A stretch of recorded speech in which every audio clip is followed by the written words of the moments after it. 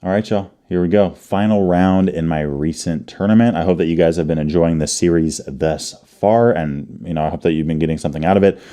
Here in this game, I thought about playing the Hippo, but my opponent, a very young player, 11 years old, just broke 2100 ELO, very strong player, still going up very quickly, probably going to hit NM in the next months.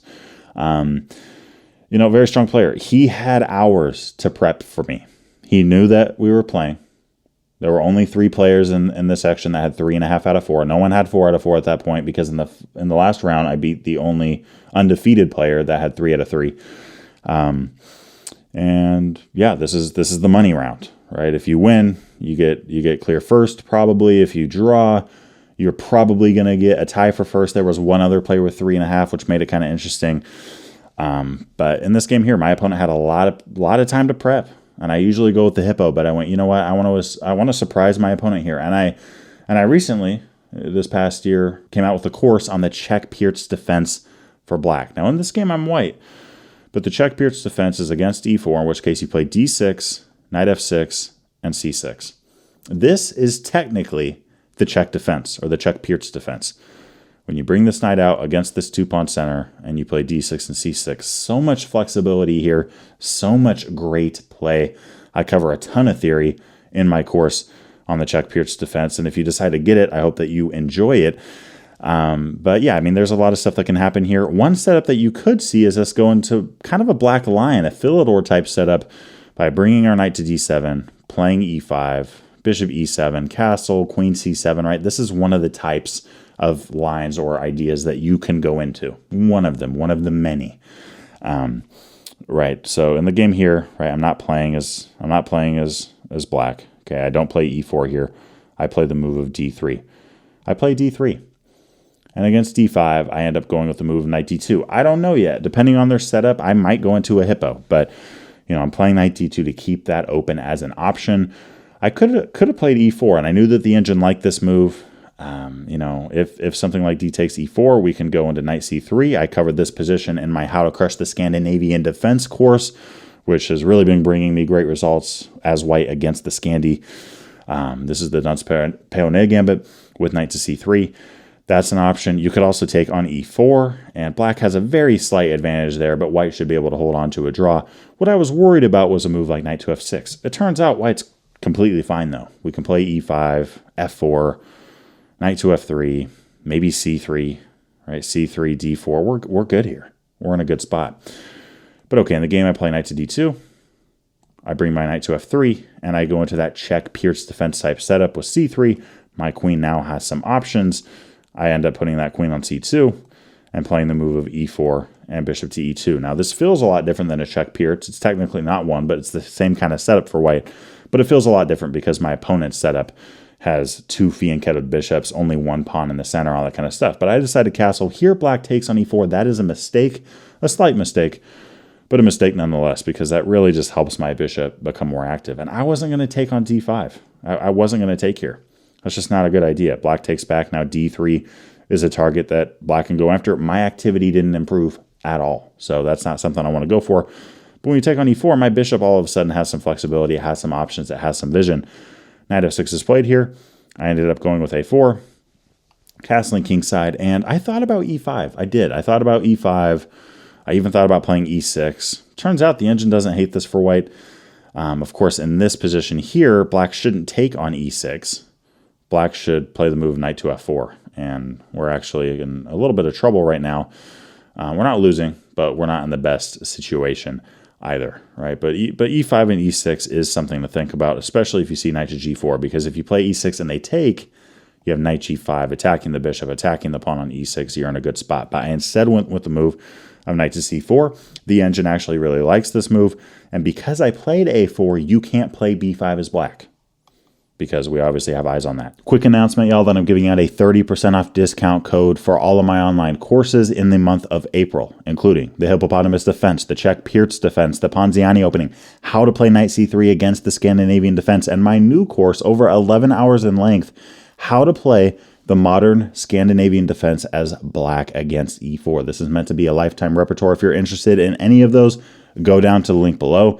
in the description or the pinned comment. Plug in the discount code CHESS25, and if you do so before the end of April, you will receive 30% off on your purchase, no matter what course or courses you decide to get. Let's head back to the video. We have queen c7 in the game. I decide to activate my bishop, rook fd8, and I played rook a d1. Okay, rook a d1. The engine actually likes knight ft2. Good idea here, prepping that f4 push, playing aggressively here. But okay, I play rook a d1, and now a6. Now, none of my games in this tournament, as you guys know, have been perfect. Okay, I made some mistakes. I made some inaccuracies, and I've been learning a lot from them. I try to learn from my mistakes, guys. Just because you won a chess game, unless it was like some 7-move trap or something, just because you won a chess game doesn't mean that you didn't make mistakes. Okay, a lot of players just go, oh, I won that game. It was a beautiful game. I played great. I lost that game. Let's cover that one. No, no, no. Your wins probably have a lot of mistakes too. So I encourage you guys, don't just cover your losses, cover your wins as well. There's mistakes in there, I promise. Okay, unless you're using Stockfish, I promise there's some mistakes in there.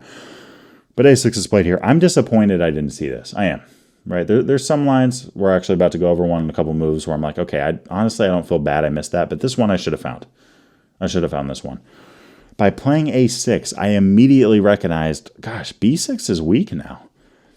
And if you push to b5, we take, that b5 pawn could become a big target for us. So b6, that is not a comfortable pawn. Of course, if we play queen b3 right now, we lose our pawn. And this is still better for white, right? But we are at even material. What I missed was that I could take this knight and then play queen b3, going after the pawn.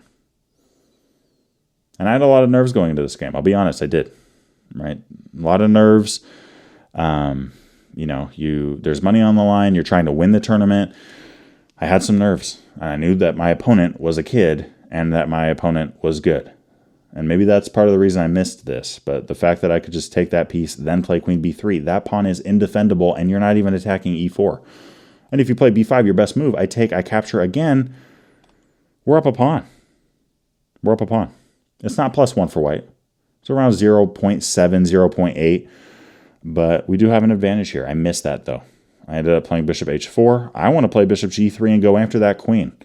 Not a terrible move, but definitely not as good as just winning the pawn. My idea is bishop g3 and looking to potentially win that pawn on b6. Of course, I know my opponent's not going to fall for that, but all right, we see the move knight h5, covering g3, covering f4, and I now play knight e3, going for that d5 spot. Knight e3, good move there.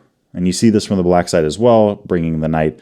Obviously, it's a different kind of situation, c5 to e6 to d4 or f4. In this case, it's c4 to e3 to d5.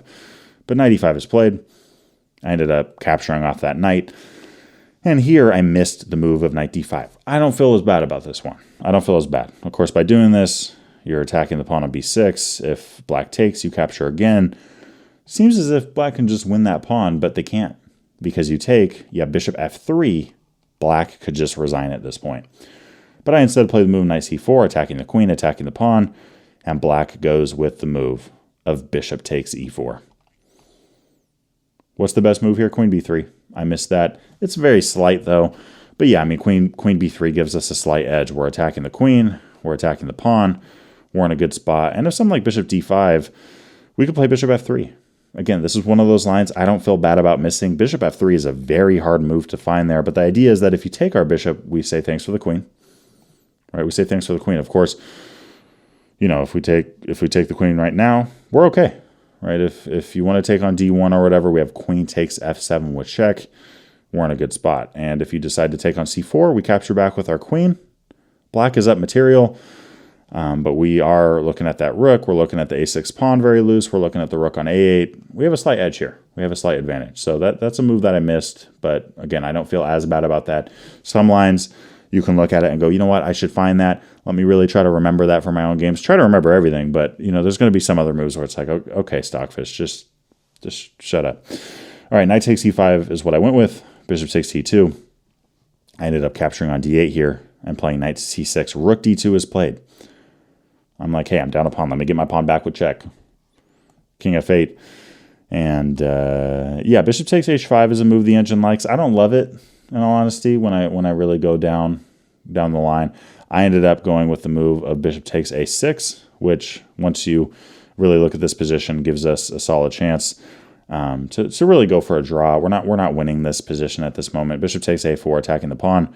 I play rook b1. If you want to trade, go ahead. You know, at one point I was like, oh my gosh, g5 is winning.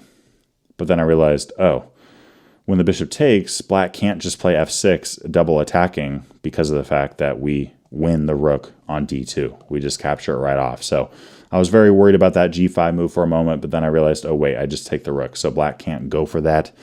That's not going to work. In the game we have bishop c2. I play rook a1. Might as well put it on an open file. Bishop f6 is played. I mean, you're attacking my bishop and my knight. I don't want to lose a piece, so we see a trade here. Knight to c8, going after that pawn.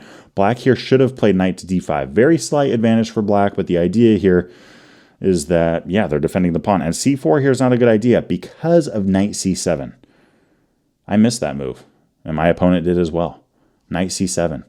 Whole idea being, if we take on b6, oh wait, we can't capture our bishop back because of rook d1, game over. Right? And if we play bishop b5, black could take, bring the bishop out, that pawn is hanging, and we can't defend it with rook b1. We can't defend it with rook a2. If we take on b6, black takes, b5 again, indefendable, unless you want to get back rank mated. So a very slight advantage there for black with knight to d5. Of course, there we don't want to play c4. Probably go with the move of knight to d6 and knight c4 attacking the rook, and we should be able to hold on to a draw there. But bishop b3 is played. I take the pawn, black takes the pawn. Knight a4 here would be a big mistake.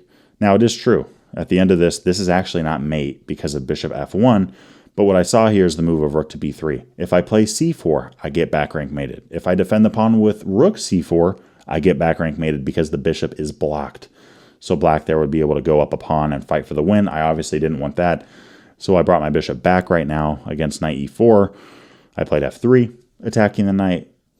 And the whole idea is that if you take my pawn, here we actually agreed to a draw, but if you take my pawn, if, you know, this game would have kept going, we have knight d7, capturing off on c5, and there you have it. So this tournament finished out with me winning 3 games and drawing 2, gaining some points in the process. I went from 2180 to 2192, and we actually had a 6-way tie for first. I've never seen that in a tournament. Over the board tournament, I've never seen that. I've played in over 100 tournaments now. I've never seen a 6-way tie for first, the best score being 4 out of 5. A lot of players lost the game. A lot of players drew their games. One of the players I beat actually won the rest of their games, so they tied for first with 4 points. I played 3 out of the 6 players. Of course, I'm one of them, but I played half of the players that tied for first. So, you know, it was a very interesting tournament. I hope you got something out of this game and out of this series in general. Let me know what you thought of it, and let me know if you want more content like this in the future. I'll see you in tomorrow's video, in which case we're going to be talking about the Scandinavian defense. See you then. To finish out, I wanted to give a big shout out to my Patreon community, specifically Walter, Rob, Steve, Rob, Ray, and Roger, and the rest of my Patreon community. Thank you guys for your support. If you haven't checked out the Patreon already, there are some exclusive benefits that you gain by becoming a member. I look forward to seeing you over there, and I'll see y'all in the next video. Peace.